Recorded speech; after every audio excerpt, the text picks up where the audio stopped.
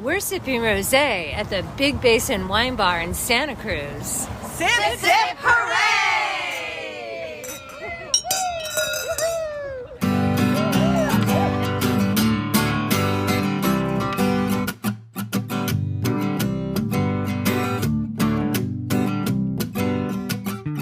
Hello, and welcome to another episode of Sip, Sip, Hooray, the podcast about wine and the interesting people who are making it and involved in the wine world.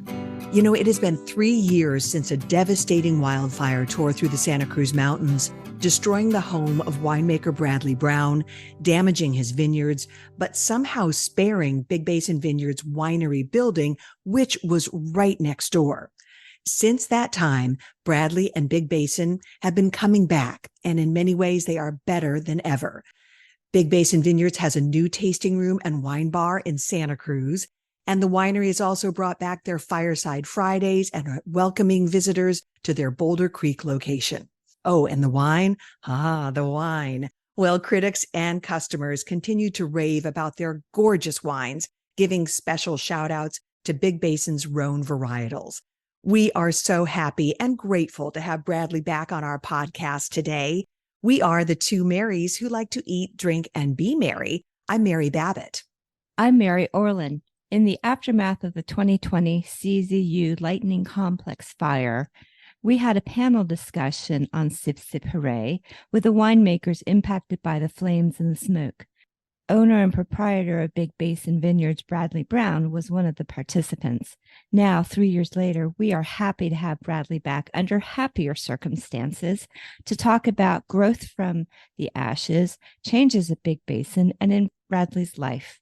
I have a confession to make. I've been a huge Big Basin fan since at least 2010, and at one time, Big Basin's wines were the number one label in my collection, although I made a pretty good dent in them during the pandemic. Anyway, Bradley, we are happy to have you back on Sip Sip Hooray to tell your story. Welcome. Wow. Well, thank you, Mary. And thank you, Mary, too. It's great to be back on with you both. And I really enjoy sharing my story with you and in your audience. We are so happy things are going better than they were when we visited with you on the podcast almost 3 years ago. That was a rough time. And I remember you were pretty shook up. I remember in that conversation, the emotion was pretty raw for you. And it was almost like you had a ton of adrenaline when you were talking to us because of everything you'd been through. Yeah, there's no question when you're evacuated by helicopter and, you find out your home of 20 years that you'd spent 3 years building is reduced to ashes and more or less rubble. There's still remnants today, but and there was a time we didn't know if the winery had survived, and then we had to exist without power or water for like a couple months during harvest. And of course, we brought in power and we brought in water and we got our way through it. And, it's been a harrowing experience, even in the aftermath, dealing, not knowing if certain wines were going to be smoke tainted or not, and, potentially discarding ones that were, and, dealing with imperfect science around all that. And any winemakers who've dealt with that knows how difficult it can be. And sometimes those defects don't show up for over a year. Usually they don't when it's kind of borderline. And we had to abandon a number of different wines and take some really big losses as part of that. But and just, complete upheaval of my life. But, with a silver lining too, because, I'd been up in the mountains for about 30 years, and I had 2 young kids with a mother living near Santa Cruz. And, when the light bulb finally went on that I'm like, wow, I actually get to make a new decision about where I live. I'm not stuck up on the mountain anymore. And, I would never be able to build or insure a house like that up there again. I was like, well, wow, you know what? This could be an amazing life change to move closer to town and the beach and start a new life in a new location. And it's really been absolutely wonderful, having achieved that. That's fantastic. So, well, let's, for the benefit of our listeners who don't know your story, let's talk about how you came to be on that mountain and how you started Big Basin and your road to wine. Sure. I'll try to kind of give you the quick elevator version of that, but the Cliff Notes. It'd be a long story, but well, I grew up with a dad who liked wine and introduced us to wine at a young age, at special occasions and things. So it was kind of always part of the family. He was a home winemaker in upstate New York, making things like Catawba, Niagara, and oh wow, all the native varieties. I'm sure he snuck into his cellar at an inappropriate age, sneaking bottles of wine. Good for you.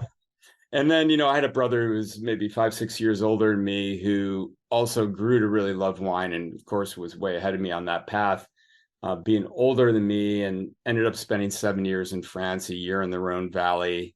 Actually spent some time working for Manuel Reynaud at Rayas, which is just a phenomenal thing to have done that so many people can't even believe. He's like personal friends with Emmanuel Reynaud now. Oh, like awesome. One of the hardest wineries to visit in France, and of course the most famous Rhone Valley wine there is. Indeed. Wow. And so he turned me on to a lot of Rhone wines and Syrah, and that kind of was my original starting point and my love of Syrah. And so I'd spent 14 years in Silicon Valley doing marketing and business development jobs, working for startups primarily. And, I had a successful career, but kind of got burned out on that and didn't feel like my life in the career world was the same as my life outside of it, that I was living two lives. And I just decided I needed more of a lifestyle career. And I was naive and I thought, well, I'm going to start a vineyard with no idea, but I hired, one of the great viticulturalists in California around Rhone varietals, John Albin, to help me out. I'm a very creative person and I get a lot of my juice out of creativity. And that was true in my Silicon Valley career. And then I realized I needed to be involved in making the wine and that, with the vineyard I'd chosen, it wasn't really a financially viable vineyard to sell grapes from. The farming expenses were just going to be way too high, and the quality of grapes was going to be really high too. And so I decided to build a winery and embark on that path. So the very first vintage of our harvest, we planted the vineyard in 2000. I had actually moved to the Santa Cruz Mountains pretty early on, almost 10 years before that. I bought the property in 98. And I think that was about the time I'm like, you know what, I better go find a parcel of land to plant a vineyard on because, Silicon Valley's heating up and people are going to be buying all this land and it's going to be hard to find places. And so I was still working in Silicon Valley at the time. I didn't stop until 2001, at the time I started building the house. And so the vineyard was planted in 2000, the first blocks. And the property we found was an old turn of the century vineyard property. It was homesteaded in the 1880s. And the guy had pippin apples for hard cider and he had a bunch of vines on it. We think the vines were planted right around the turn of the century because there was 3 French guys who owned it. Oh. And they sold it right around the time Prohibition was enacted. So that seemed to be some very strong clues. And the remnants we found of, hand split redwood grape stakes clearly looked to be over 100 years old. And then another French guy bought it in the 60s. And he was a guy named Justin Lecoux, and he farmed it with grapes and was known by some of the old timers who I had a chance to connect with before they passed on and hear some of the stories about him. And, he owned it for about 30 years, but it was never like a commercial vineyard property per se. He probably made a good amount of wine and hard cider, but probably sold it to various restaurants and things. Mm-hmm. I'm not even sure. I'd heard he owned a bakery in San Francisco. So I don't know the whole story, but I do know that in like 67, there was a huge decline in the Santa Cruz Mountains in the wine business. And maybe that was wider than that. And a lot of vineyards were let go that had been started many, many years earlier. And so nobody bought the property to maintain the vineyards or orchards.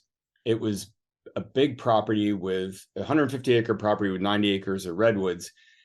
And it hadn't been logged since probably the 1880s. And so a family bought it for the timber investment. And it was absentee. So, they logged it a couple times, but basically the old turn-of-the-century ranch house kind of got occupied by squatters, partiers, and over the years I learned that it was like the biggest party spot in Santa Cruz County. Oh wow! We certainly found the remnants of it with cannabis growing up on the hills, and the vineyards, and just piles of beer cans and bottles all over the place, and probably during one of those parties the ranch house burned down in like I think it was in the 70s. And so by the time I came around and started looking at it in 98, the property was overgrown quite a bit. I did find old grapevines and grape stakes, and found, old fruit trees that were still there and things, and, remnants of an old well. And so it was really a perfect exposure and perfect hillsides. And my idea was to plant Syrah in the Santa Cruz Mountains. And Randall Graham had done it out in Bonnie Doon, and it was actually really good Syrah. And David Bruce had some up at his vineyard, although I don't think they ever continued on with it. That was quite good too. And then, just learning more about Syrah, the best Syrahs in California all come from the areas where the best Pinot grows.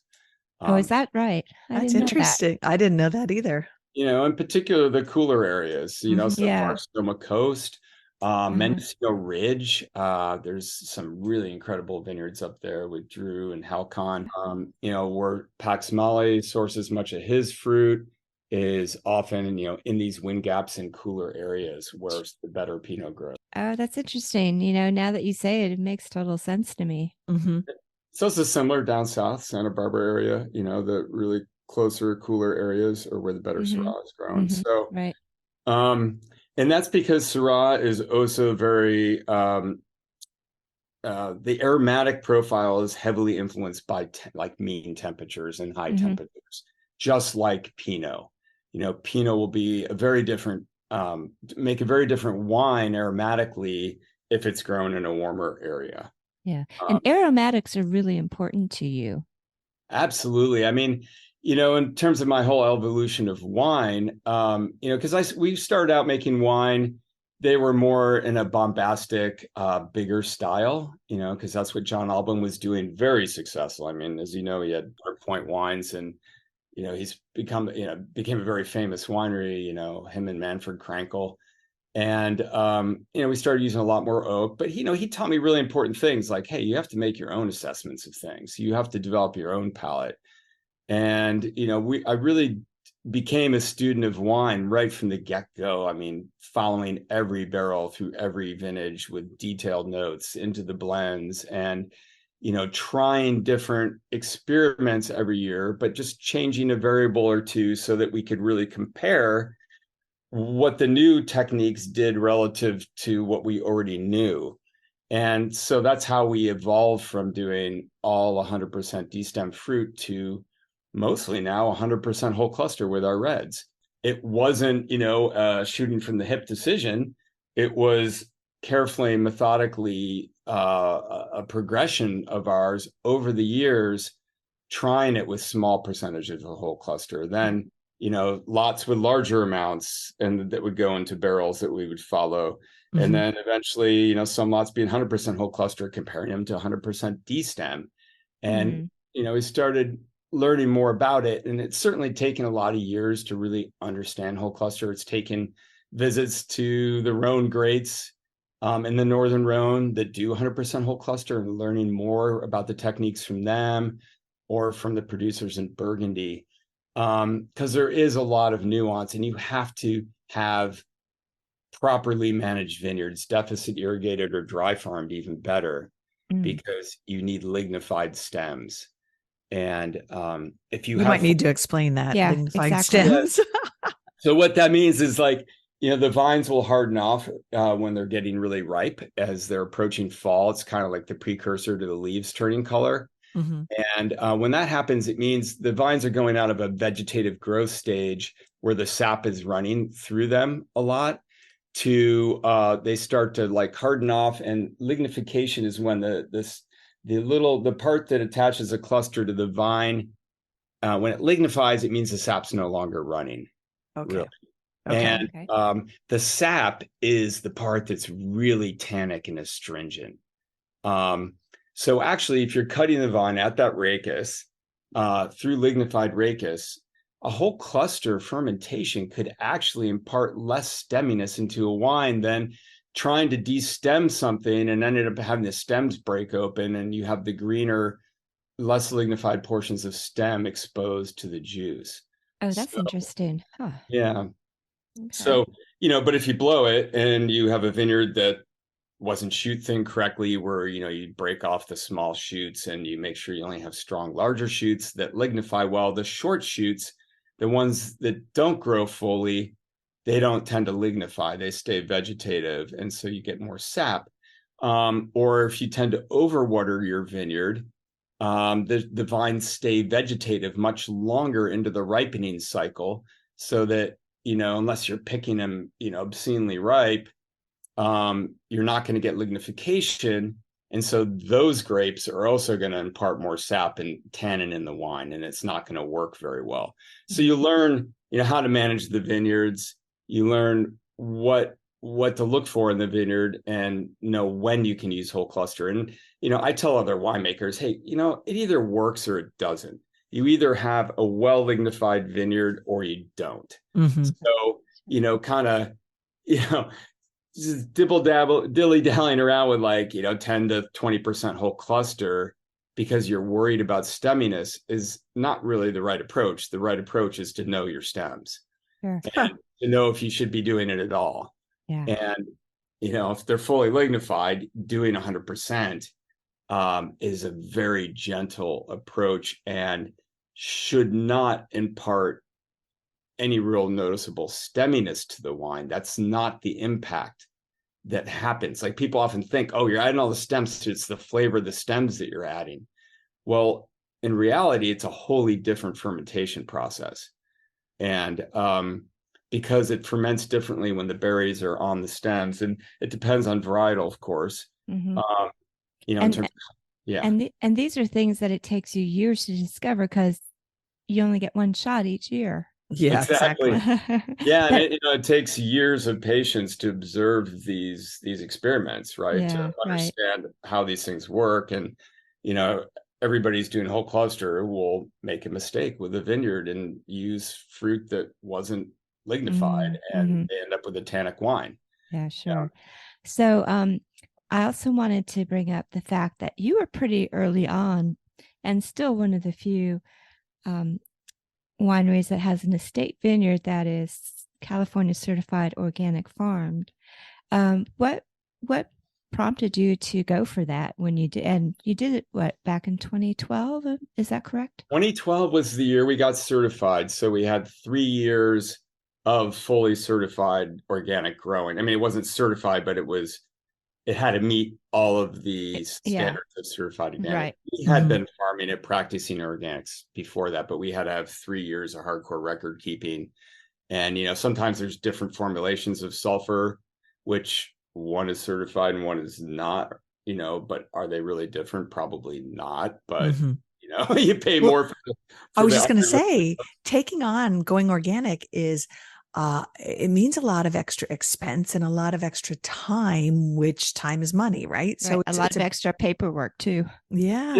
And there's a lot of wineries and vineyard owners that are like, oh, well, it doesn't matter if you get certified. We're practicing, and that's all that matters to me. Well, I lost a mother to breast cancer, and she was 65, and both her parents had lived to over 90. And there was no doubt. And my sister, my business partner, was also a breast cancer survivor. And so both of them.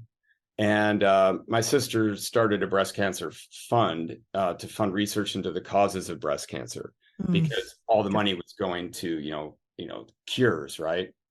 And some of these funds have just discovered all kinds of stuff that have been causing cancer in people, that we're exposed to in the chemical age post World War II, right? And so there was no doubt in my mind. And so I became hyper aware of organics and chemicals.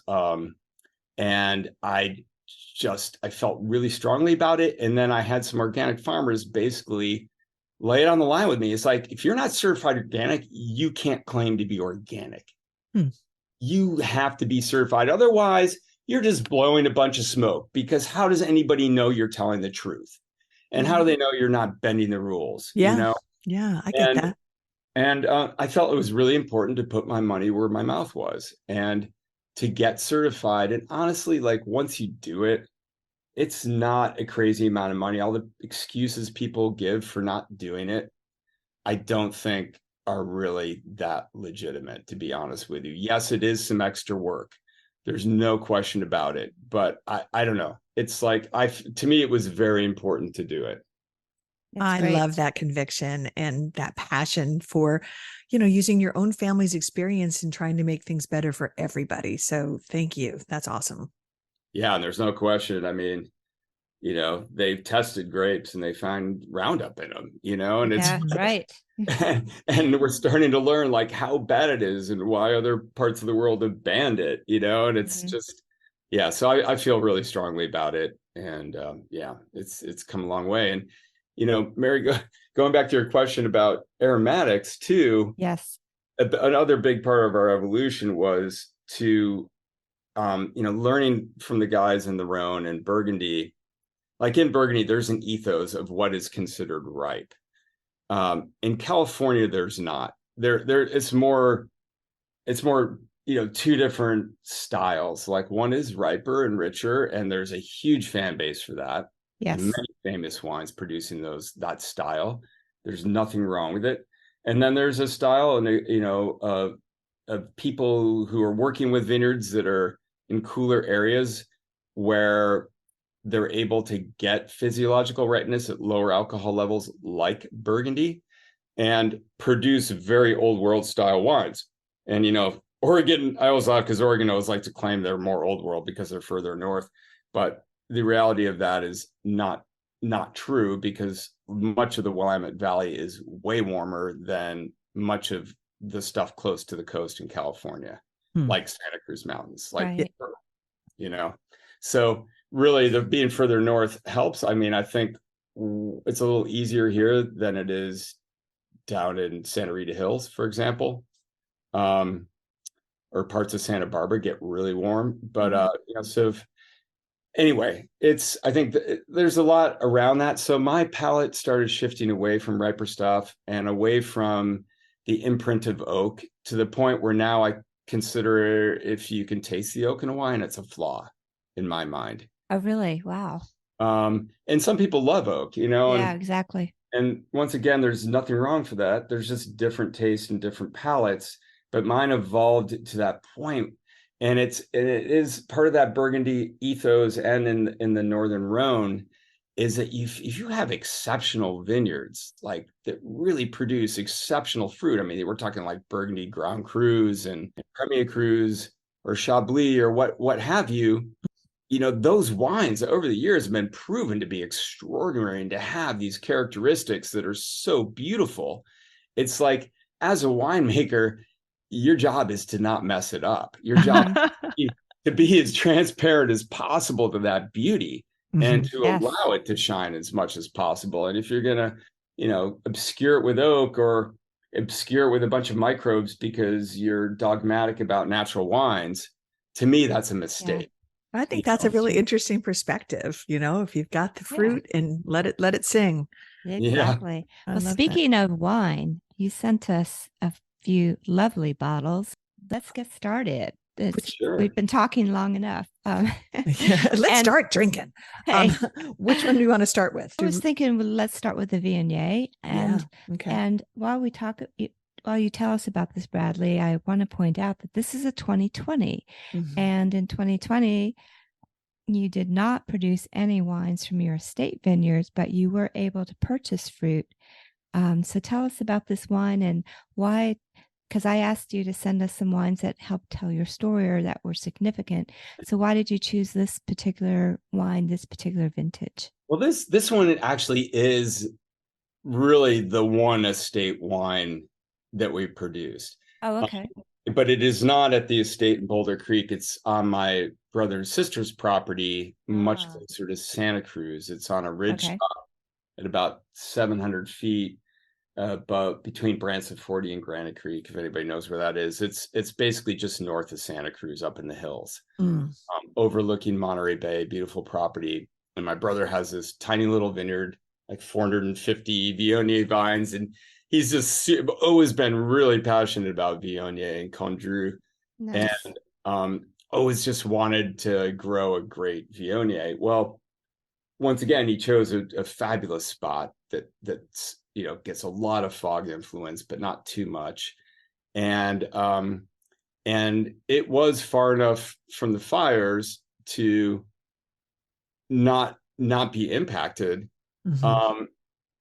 Because it was a white grape and because we press off the skins. Now, if it had been a red grape, it probably would have been at threshold or close to threshold.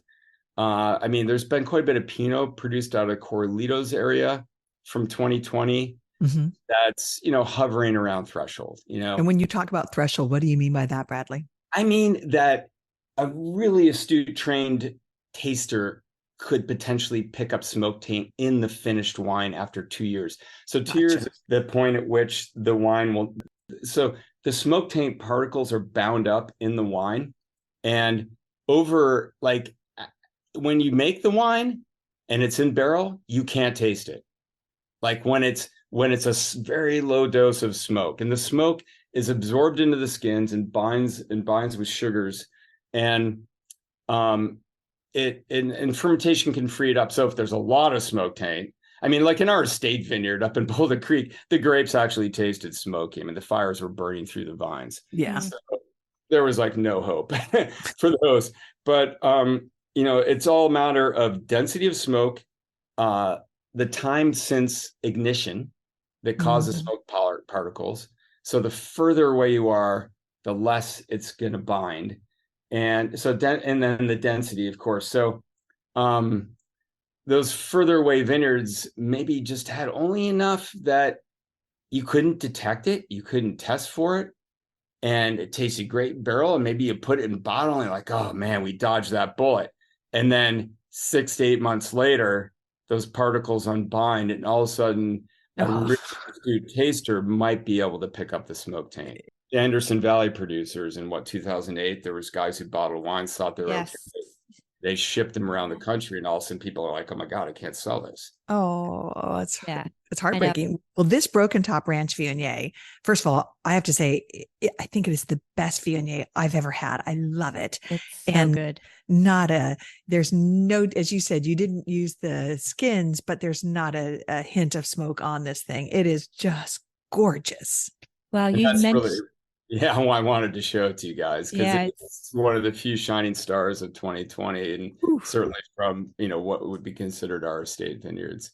It's beautiful, and you said your brother really loves Condrieu, and I do definitely taste and smell Condrieu like influences here. I mean, the florals are beautiful. You get jasmine, honeysuckle, and there's the peach and nectarine fruit, and in the mouth, it really coats your mouth, but it's really balanced. It's got great minerality too, and acidity. Oh, it sure does. Yes, and the balance is perfect. And then there's honey on the finish, which is really lovely. I love to see that too. And I'm definitely a connoisseur of Condrieu as well, and there's. Yeah, it's even over there. There's not very many examples that are super exceptional, Right.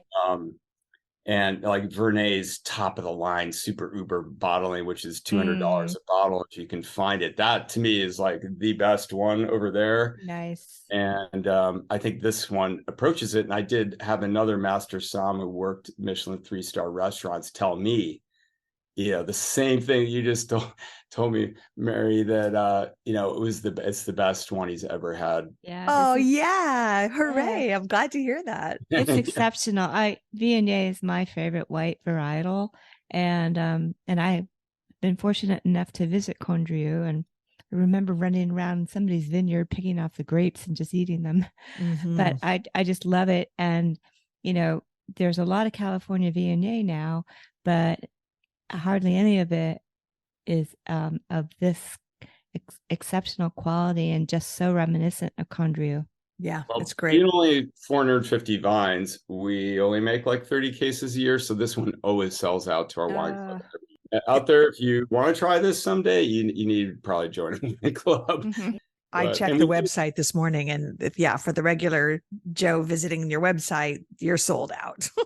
And we do one out of the Boulder Creek estate too, called East Terraces Viognier. And this is a John Albin field selection, some cuttings he took from Condrieu many years ago. And it's special. And I have to give Blake, our winemaker, Blake Yarger, and my brother full credit for this wine. I really didn't have much of anything to do with it other than taste it with Blake and say, yeah, you guys nailed it. Did a really beautiful job, just picked it at the perfect time. And then, all indigenous fermentation and they executed beautifully. I love it. Fantastic. So you mentioned Blake. So tell us about Blake, who is your winemaker. Yeah. So Blake started working for us. I want to say it's probably been 5 years now. I think maybe it's long. Yeah. Maybe it's almost 6. This might be a 6th vintage we're heading into. And, it was one of these situations where I had an assistant winemaker, get called into a project with a friend, like right before harvest. And that's like the worst time in the world for, you to lose your key assistant winemaker. Cause I had the title of winemaker back then. And then the same thing happened to Blake, kind of. He was working at McAvoy Olive Ranch as their winemaker because they had a wine program. They told him, hey, we're going to move it all, outsource it, and you don't have a job anymore. And I was freaking out, and then Blake came along and I interviewed him and, we got to talking. I'm like, wow. And he had maybe, 9-10 years of winemaking experience at that point in time. And, as it turned out, it just ended up being a match made in heaven where his palate and my palate are really similar, the things we love about wine. And, he also had one of the most important qualities that I see in great winemakers, and that's being humble and humility. He totally took a back seat to my direction for the first couple of years and just wanted to learn everything I knew and everything I knew about the vineyards and everything I'd learned over the years. And then, it became pretty clear that, he was really getting it all, and I had total confidence. So, it was like a couple of years ago, I said, okay, well, I'm just going to give you the title of winemaker because you're doing this day in, day out. And my role is, much beyond that. And while I'm in the trenches with him during harvest, and we do all the blends together, and I'm still heavily involved in the team, he deserved, that level of recognition that he's really, helping take our wines to a new level as well. I couldn't do it without it. There's no way. I'm glad for you that you've got a great partner in him. And you're right. He's super duper talented. We have another wine we wanted to taste with you. The Rattlesnake Rocks Syrah. But we have an old Corral Pinot too. Which one do you want? Do you want to do the Pinot? Should we do that one next? Pinot. That's another. And I wanted to show that because that is the first vintage post fires. Okay. And it's really showing the evolution of this wine. And to be honest with you, I haven't tasted it out of bottle since it was bottled in March. All right, let's give this one a go. We do like to see, 18 months in barrel, and in Burgundy, they call it 2 Vert, 2 winners, which, the guys here making Grand Crus and Premier Crus feel pretty strongly. And I have to agree. And we do bottle another less expensive Pinot at 11 months. A lot of people do it with high-end Pinots, but I feel like if you're going to use any new oak, and we do use some, but our whole thing with the new oak is we actually developed our own custom toast with our Cooper in France that was developed. It's this light, long toast in a steam bent barrel that has no caramelization of the wood. And the whole idea is that you can't taste the oak. It does impart some wood sugar into the wine, and the barrels breathe better. And you get better evolution of the flavors of the wine Whereas old barrels tend to be what's called reductive, where they don't breathe very well, and the wines are tighter and closed in. So we use some percentage of new, it might be 30% or so. So it's not, 100% or anything like that. But the idea is you can't taste the oak. And when we're tasting the new barrels side by side with the old ones, usually you just taste more of the vineyard in the new barrels because they breathe better and the wines just evolve better without really tasting the oak. And luckily this Cooper worked with us to really fine tune the toast and whatnot with it. But in any case, that was a big part of it. And this is out of the certified organic estate, and it's 2 heritage selections of Pinot, the Mount Eden and the Swan, which are 2 of my favorites. Oh, you nailed it. This is so good. It's a delicious Pinot. It's really nice, really delicate, well balanced. It's just gorgeous. It's really, really full of flavor. I love it. Well, I don't have that wine, but I do have another Pinot. And I pulled one from my collection, and it's the 2013 Leicester Pinot Noir from the Corralitos region in the Santa Cruz Mountains. Yes. And Bradley, you were right. It is singing. And it kept opening up, and the aromatics actually got more intense the more it opened up, and with the violets and the rose petal, and it's just so alive and fresh. Here we are, 10 years later, the cherry, the raspberry, the plum fruit, the baking spices, and it's just, it's super velvety, super soft, has a nice herbal finish, a little bit of mint, anise.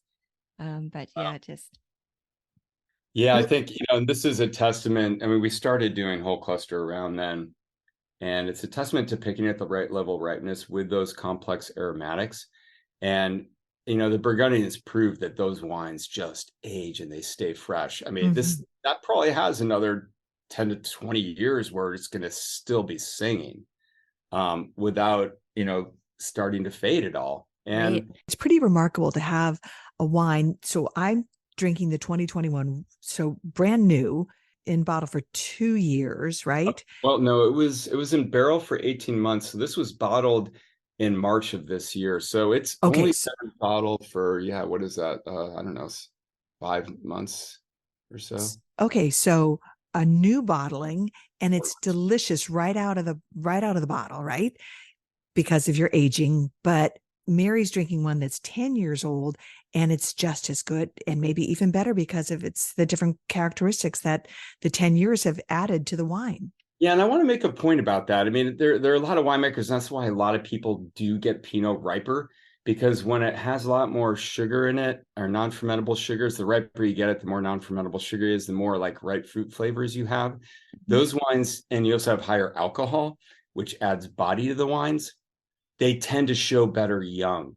And so like this 2021, I had one of the other winemaking team taste it and try it out for me before I sent it to you, because I hadn't even had it recently. And I'm generally, don't like showing them when they're this soon after bottling, because they tend to shut down and they tend to be really closed.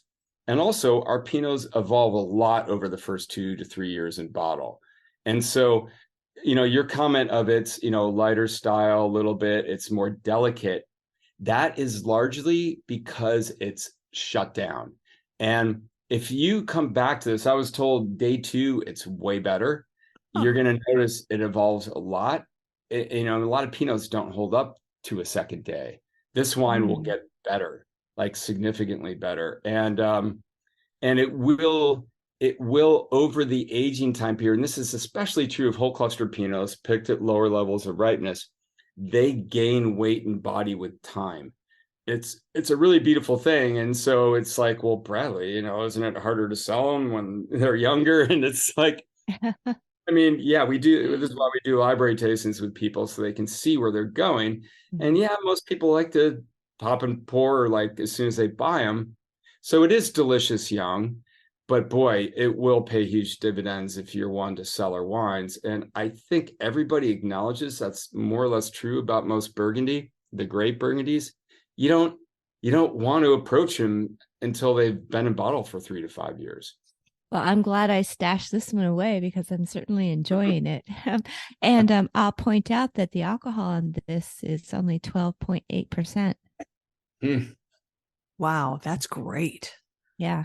For someone who like, the higher the alcohol, the rougher the rougher the night or whatever, or the rougher the next day. But I always appreciate a low alcohol wine. Yeah, I do too. So Bradley, I just want to talk about your labels because at least ever since I've been working with Big Basin, the labels have been by the same artist, and you have different series, but they're just beautiful. So if you could talk about the labels, and then also on the back, you have a lot of information that most wineries don't put on their labels. So I'd like to understand why you do that. Sure. Well, first on the artwork, it's a guy named Matt Jones. He's like a classic kind of hippie surfer guy who lives in Santa Cruz. And his mainstay of art is these just beautiful psychedelic acrylic paintings. He does a lot of live concert paintings. He is at High Sierra every year on stage painting. Oh. And if you put on 3D glasses with his acrylic paintings, they go 3D. Really? Yeah, I they're didn't know really that. crazy. And so like our rosé label is one of his colorful acrylics, and it's these like balls that are inspired by grapes, and they go totally 3D with the glasses on. I love it. Pretty cool. But I got him to do the charcoal drawings for me first with the Homestead label. I was looking for kind of this older school look. And we do have some of the colorful labels out there on some of the whites, colorful paintings that he did for me. But I wanted something that was just, would fit into that upper echelon, a kind of classy wine label. And it's hard to pull that off with a really colorful acrylic painting, because everybody has their opinions about art, right? Right. And so we wanted to do charcoal drawings of something iconic with the vineyard. And so Old Corral is done from a photograph of the old fence line around the vineyard. And the Old Corral block, there was some remnants of what looked like an animal pen behind the vineyard. And this picture wasn't of that specifically. It was actually of the vineyard, the fencing that was around the vineyard. With some barbed wire along the top and these hand split redwood stakes. Post. Whereas rattlesnake is the huge pile of rocks that's in the middle of the vineyard. And we did have a lot of rattlesnakes, so it's not an entirely fanciful name. Mm-hmm. And, the Broken Top Ranch is a rendition of this double huge redwood tree with a broken top that is right next to the Broken Top Ranch vineyard. That is so cool. Neat. Super cool.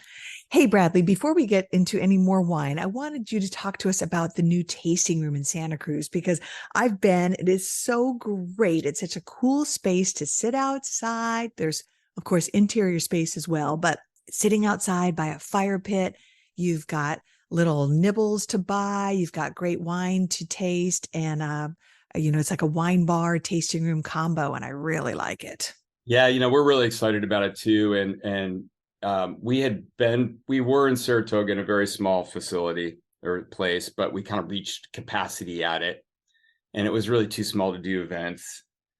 We would try sometimes, but it'd be bursting at the seams. And so when the pandemic hit, we closed it down, and I started looking, and I looked in Los Gatos in your backyard and couldn't quite find anything. And then I started looking at Santa Cruz. And I thought, well, it would be really cool to be in Santa Cruz. And I believe Santa Cruz has a future for wine tourism. I don't think we're there yet. And I'd love to see a couple more tasting rooms open up in downtown Santa Cruz to create a little bit more of a center of gravity around it, and get that reputation. And I wanted to do some level of food because I feel like our wines are really best enjoyed with food, And I think that's also kind of a French attitude. Wines are meant to be had with food, and they aren't just cocktail wines. These are wines that they balance food, and the food balances them. So when I came across this space finally, I was like, wow, this is perfect. And it's in an end of downtown Santa Cruz that's being redeveloped by the town. So this is kind of a future play. it's not currently, the center of activity in Santa Cruz. It's the other end of Pacific. The center of downtown is really where it's at, or on the wharf per se, which is close to us, but we're kind of between the two. And the city has a vision to connect the two by redeveloping this whole center part of town. And we are near the Warriors, B Team Arena. And so during parts of the year, that's part of it. And they want to redevelop that and create a new concert venue arena that would be on the block right next to us. So, but I found this location at a huge outdoor patio, so tons of room. And then it was a big venue where we could have a kitchen, and actually where the city requires, like, a tasting room is only allowed by code to be like 500 square feet or something. Mm-hmm. I was like, well, I'm not going to make the same mistake I made in Saratoga. We need a bigger venue than that. And we want people to come from over the hill or come from afar and know they can visit us and know they can get a seat at the bar. So I guess it was, it's a pretty bold move in the restaurant business to start with a venue that can seat almost 100 people.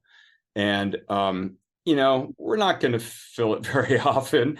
We're going to have to host a big event ourselves, or it's going to have to be a really slamming day. And we have had days when there was barely any tables available. But one of the things that's really cool about this, or really remarkable, I should say, is that you opened this not long after you were displaced from your home that you built and that you spent years working on, and that you went through this whole devastating fire where you lost your library wines, you lost family artwork, and it was such a traumatic time for you. And yet at the same time, you were needing to figure out this tasting room situation. Right. And it was like, I was flabbergasted by all of that, and the resilience you showed in being able to put this thing together when other people might have been like in the fetal position on the couch, Well, it was an all-consuming process, and honestly, I wasn't able to do the distribution sales that a lot of wineries were restarting or struggling to get distribution when restaurants weren't buying. And I was like, I need to get this tasting room, and it took months of negotiation. It was a complete build out. It was a new building, so it was a bare space when we got it, and so there was a whole design process, a long negotiation, over the who's paying for it and paying for what and the design. And then, the whole the city planning process and approval process. It took a long time, and it was all consuming. And then, of course, once we open it, it's all consuming to, build staff and to build a team and to get it rolling. And it still is. It's still a major project of ours. It's taking maybe a little longer than I thought to really get the word out. I mean, every day we have somebody who stops and said, yeah, I've been thinking about stopping in for, the last year, but, I never did. And wow, I'm so glad I did. This place is beautiful. This is fabulous. What a great location you've created. And, the 2 fire pits outside, in the giant patio with a fountain. And it's like the only place in downtown that's like that, really. Yeah. And, so it's a great place for our events. And there's a giant movable wall, so the inside is outside kind of. There's tons of airflow and big windows, and it's really light and spacious. And so it's great for our events. It's great for private events, which is, something we're just barely, tapping at this moment. But, we do buyouts for the patio or buyouts for the entire thing. And we can host private events for people and provide food and great wine at incredible prices. And it's a lot of people forget that, when wineries sell wine, we sell bottles to go or on premise for retail. And, we all know restaurants and wine bars, because they get it for 30% off retail. They have to mark it up above retail to sell it, on premise, if they have a premise to cover their costs.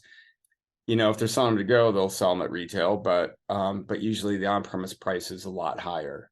So it's a really great value. I mean, our by the glass prices are significantly lower than what you would see at restaurants and whatnot, even though we give them really great by the glass deals as well. But so it's, it's just a long process to get the word out, but we're super excited about it. And, we're evolving what we do there. We do have a really nice menu with quite a few small plate options. It has to be considered kind of a full meal by the city. So we do have a kitchen, we do have an oven, we do have induction burners. We can cook food in there. So it's really great. I got to visit last fall, and I remember the food being so good, and it was such a great place. We were there at night, and it was just so pleasant and beautiful.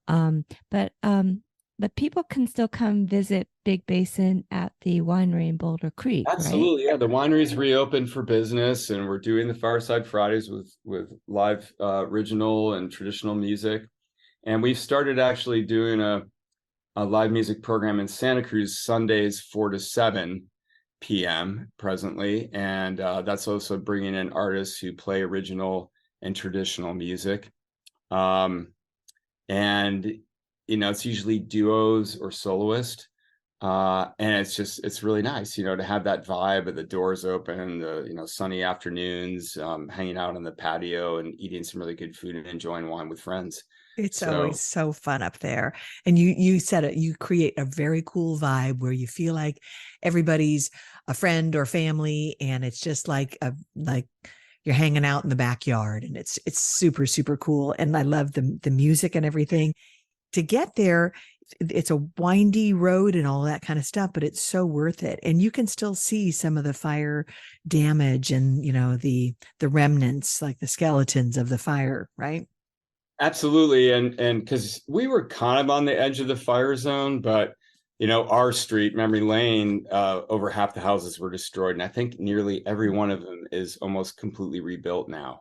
What a perfect name, though. Sorry to interrupt you, Bradley. But Memory Lane, right? I mean, your whole, I hate to remind you of this, but I know that you lost so many memories in that fire with photographs and artwork and stuff. You had almost no time to gather your stuff because of the way the winds were shifting and stuff. You weren't in the line of the fire, and then suddenly, you were.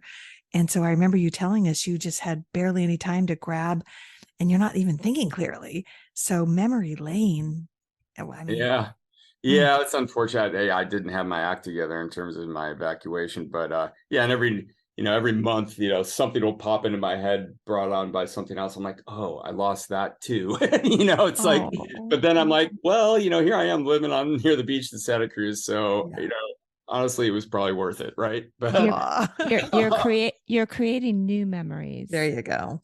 I'm getting ready to build a new house. It's really exciting. And is that going to be in Santa Cruz? Yeah, it's on the east side of Santa Cruz near Black Beach, with a view out over Black Beach. Living on the mountaintop in a really quiet spot.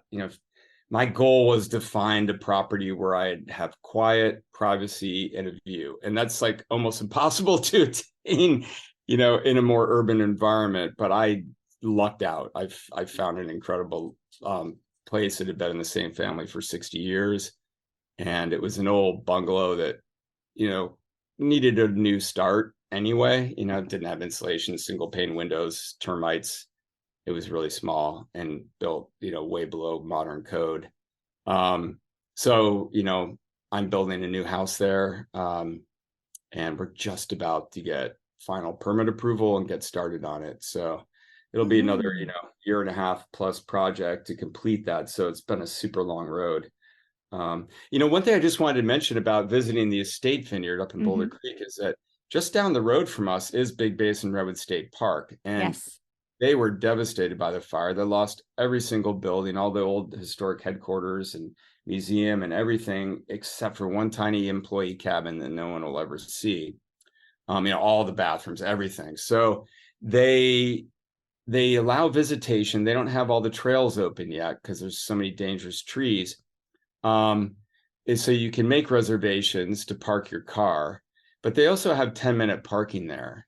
So if you didn't make reservations, you can still drive into the park, and the headquarters area is where the biggest trees are. And there's a short little redwood trail, and you can park your car and get out and walk around and really check it out. And a lot of the hugest trees, they were damaged, but they mostly survived intact. And it's a lot of stuff was damaged really badly, but they tend to be somewhat fire resilient. I think they were less resilient than a lot of people thought because the fire was so dry then and it burned so intensely. But I would highly recommend that if anybody's coming up that way. It's one of the most famous redwood groves in all of California and the oldest state park in existence. Oh, wow. Well, that is a great tip. And I just want to go back to your estate because our last wine, Rattlesnake Rock Syrah, is basically based on this, you alluded to earlier, this big rock formation in the middle of your vineyard. Right. Yeah. So the block is planted around it. This was the first block we planted. We have some of the original vines and then we have some younger vines. And this cuvee was just the older vines. So the vines planted in 2020. So for this vintage, they were, 20 years old. And this is the first vintage where we did 100% whole cluster, because we've been learning that we really liked it. We have another estate Syrah cuvee that has been 100% for a few vintages. And I'm really excited about it because I don't know, I just feel like everything came together beautifully on this wine in terms of when we picked it, the whole cluster fermentation. I love the aromatics. They really just jump out. And that's something you can get from whole cluster fermentations is aromatics that are just popping. Yeah, this is really good. And we were doing a certain kind of really reductive fermentation. So it's whole clusters that we foot tread into the fermenters. And you have to do that on a very small scale. It's like 1.5 ton fermenters. You could maybe do up to 3 tons with whole cluster. I mean, some people might push it to 5, but you can't do like industrial scale fermentations with whole cluster. It just isn't possible. And there's so much labor involved in foot treading the grapes when you're putting it in the fermenter. You need really strong harvest people. It's a workout. And because you have to crush a certain percentage, it's probably only 15 to 20% of the grapes, because you need all those clusters to be submerged in the juice and macerating. You don't want just clusters with no juice. That will go haywire. And then we don't pump it at all typically. And it just gets a little bit of foot treading to push the top layer down in until it spontaneously ferments. And then eventually, a cap will form and we'll use a punch down tool because otherwise you'd fall through the cap and be up to your grapes, grape juice. Which has happened for sure. So, it sounds like you were speaking from experience. This is so good. It's got the fruit and like that kind of herbal black peppery vibe. It's so good. Yeah, a lot of savory qualities, which I grew to really love in Thierry Allemand, Cornas, and Jean-Paul Jamet from Côte-Rôtie that do 100% whole cluster in the Northern Rhone. And those wines have just become unattainable and the prices have gone, north of $300 a bottle. So I think wines like this and other people in California doing similar examples from great vineyards are an incredible bargain. Absolutely. Because, in blind tastings, people have said they're comparable. That's fantastic. What a nice accolade. Yeah. It's good. It's nice to see that, we're finally figuring things out in the new world. We're figuring out where Pinot does best, where Syrah does best, and more of these artisanal approaches to winemaking that can, produce results that are much more akin to their European or French counterparts. Sure. Well, it takes effort. It takes, like you were talking about the whole doing organic, it's worth the extra time and effort that you're putting into it. And I think what you're getting out of your vineyards is outstanding results. And so clearly worth that effort. And we're just super happy to get to reconnect with you as you kind of look, you've come through COVID, then the fire, and now the rebuilding and stuff. What are you looking forward to, Bradley? Wow. Well, it's always a joy to start getting back out in the market in some of my distribution markets, which I've started to do, and to show these newer wines, because our evolution of wine has, I believe, led to us producing better and better wines that I am more excited about. And to get out there and show them to, these certified sommeliers and people who live and breathe this business, and to see their excitement, and recognition is really exciting. It's gratifying after just everything you've been through. We've been through the long road that it's taken to get there. It's just nice to get that. And, to spend time in the tasting room and to talk with people and to kind of get back out into the world again and to share the wines and to be part of that community is just, to me, that's the thing that got me into wine. And it's the thing that's really, putting wind into my sails again. That's fantastic. Well, what a great story of perseverance, resilience, and passion. Thank you so much for sharing all of this with us today. My pleasure. And so it was really nice to hang out with you and talk with you guys and share the story. Oh, thank you. And thank you for sharing the wine as well. I can't wait to come back down to Santa Cruz or up to the winery in Big Basin and visit with you there as well. So thank you so much, Bradley. This has been so fun. It's great to talk with you, and the wines are amazing. Keep it up. Absolutely. That's great. Thank you. All right. Cheers to you, Bradley. Sip, sip, hooray. Sip, sip, hooray. All right. Bye. Take care. Okay, Thanks. bye. Well, Mary Orland, Bradley Brown is an impressive man. I mean, his spirit, his resilience, his hard work ethic, he walks the walk. He doesn't just talk the talk. You know what I mean? Like he's really, he's making great wines, and he's come through such a horrible experience and is still smiling and is still working his tail off. And kudos to Bradley and everybody at Big Basin Vineyards. Well, it's a reason why I've been such a fan for so many years, and the wines never disappoint. And I'm just so excited to see the evolution of Big Basin coming out of the ashes. And, what he has gone through, what he and his team and family have gone through. You just have to admire people who keep going on through the worst of the adverse events in their lives. Well, if you enjoyed this episode of Sip Sip Hooray podcast, we hope you take the extra time to give us a comment, give us a rating. And especially if you're listening on Spotify or Apple Podcasts, if you follow us, that's even more helpful. Don't keep us to yourself. Follow us, and that helps us find more listeners just like you. So we would sure appreciate that. Great. Sip Sip Hooray is also on Substack. So if you want an easy way to be notified on when our new episodes drop, just go to our Substack account and sign up for our newsletter. Also, we are putting out a few extras, so you'll get those bonus podcast posts too, or just written posts at some of our musings about wine and other subjects.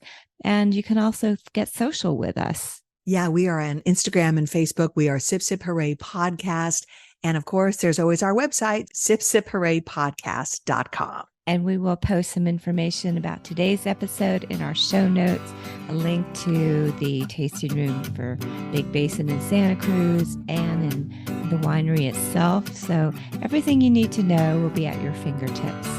All right, Mary Orland, this has been fun. Can't wait to do it again. Sip, sip, hooray, and cheers to you. Cheers, Mary Babbitt.